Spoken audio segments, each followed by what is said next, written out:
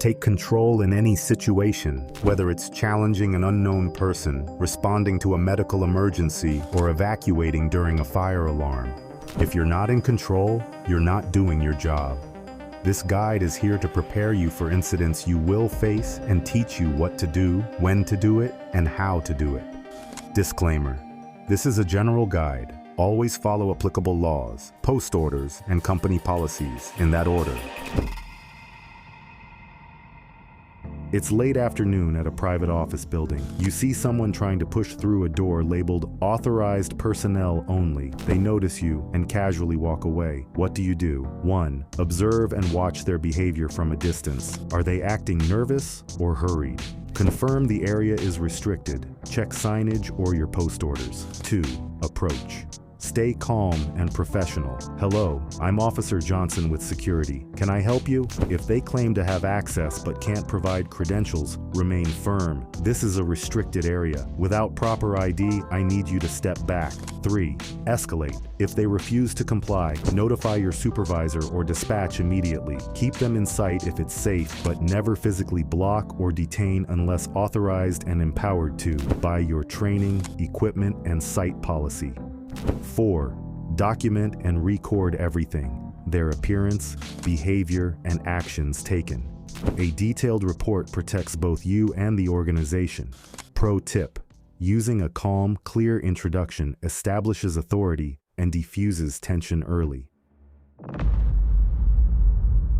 You're monitoring an outdoor parking lot. A lone individual is circling vehicles, peering into windows, and occasionally tugging on door handles. This situation could go two ways. They might be harmless, or they might be casing vehicles. Here's how to handle it. 1. Observe. Watch discreetly from a safe vantage point. Are they checking multiple cars, trying door handles, or appearing agitated? Notify dispatch. Suspicious individual in the northeast lot appears to be checking vehicle doors. 3. Approach, if protocol allows. "Good evening, I'm Officer Lee with security. Is everything all right?" If they give evasive answers or have no valid reason to be there, ask them to leave. 4. Escalate if needed. If they refuse or become hostile, involve your supervisor or law enforcement. Safety first. Don't escalate the situation on your own. Pro tip: it's better to over-report than under-react. Missed threats can escalate quickly. You spot a backpack left unattended in a busy lobby. It could be nothing or something serious. Here's how to respond safely and effectively. 1. Observe. From a safe distance, check for anything unusual: wires, strange smells, leaks, or other suspicious signs. Avoid touching or moving the bag. It's not worth the risk. 2. Notify. Report it to your supervisor or dispatch with specific details. Unattended backpack in the main lobby. No visible threats from my vantage point. If appropriate, they can escalate to law enforcement or maintenance to locate the owner. 3. Manage the area. If it's in a high traffic spot, calmly redirect people away. "Excuse me, we're looking into something here. Please take another route for now." No need to panic anyone unless there's a clear sign of danger. 4. Let your superiors decide. Your supervisor, who often has more context, authority, and possibly better training, can make the judgment call. If it's escalated, follow your chain of commands instructions. Police or specialized units will take over if necessary. Pro tip: while 99% of these incidents are harmless, it's your job to stay vigilant and professional. If in doubt, always err on the side of caution.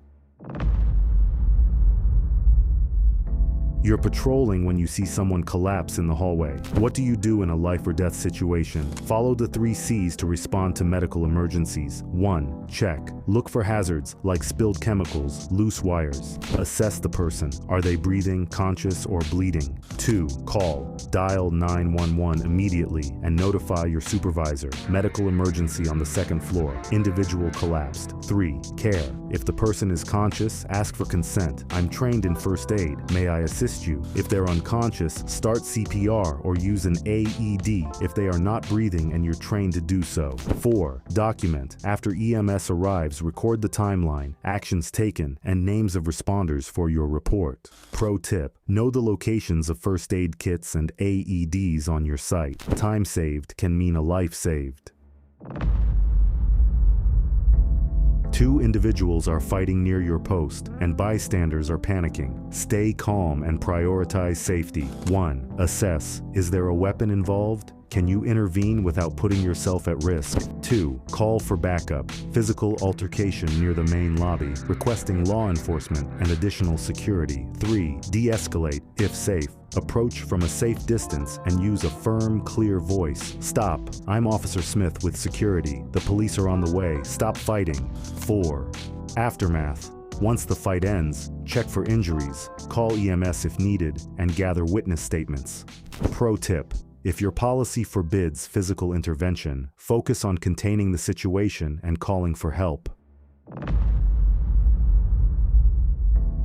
A fire alarm goes off on the 3rd floor, and people are looking confused. Your first priority is life safety. Here's what to do. 1. Locate and confirm. Check the fire panel or annunciator to confirm the alarm's source. If feasible, and evacuations are underway, go to the source and extinguish the fire, or notify assisting officers to confirm a smoke or fire condition is present. 2. Evacuate.